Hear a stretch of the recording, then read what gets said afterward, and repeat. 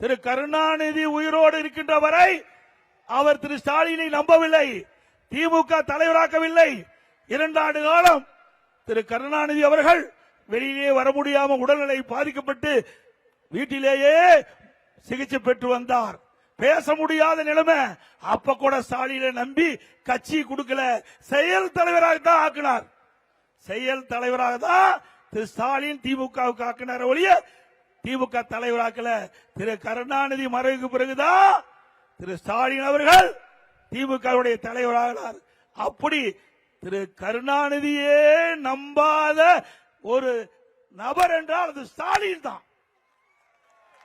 இந்த தினம் என்ன, உதயநிதி ஸ்டாலின் அவர் என்ன சிறைக்கு போனாரா, இல்ல அந்த கட்சியில பாடுபட்டாரா, உழைத்தாரா? அந்த கட்சியில எவ்வளவு பேர் இந்த இயக்கத்துக்கு திமுகவுக்கு தியாகம் செய்தவர்கள் இருக்கின்றார்கள். எமர்ஜென்சி கைது செய்யப்பட்டார், மிசாலே கைது செய்யப்பட்டார், சிறையில் அடைக்கப்பட்டார். மூத்த நிர்வாகிகள் இருக்கிறாங்க திமுகவில், அவர்களுக்கெல்லாம் துணை முதலமைச்சர் கிடைக்கல. திமுக உழைத்து ஓடாய் போய் தேர்ந்தவர்களுக்கெல்லாம் திமுகவில் இடமில்ல.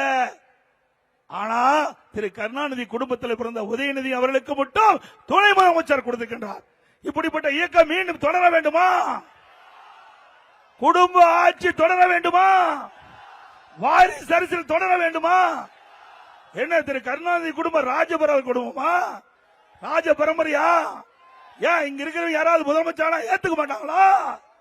இந்த நாட்டில் பிறந்த ஒவ்வொரு குடிமகனும் இன்றைக்கு நாட்டை ஆள தகுதி படைத்தவர்கள்.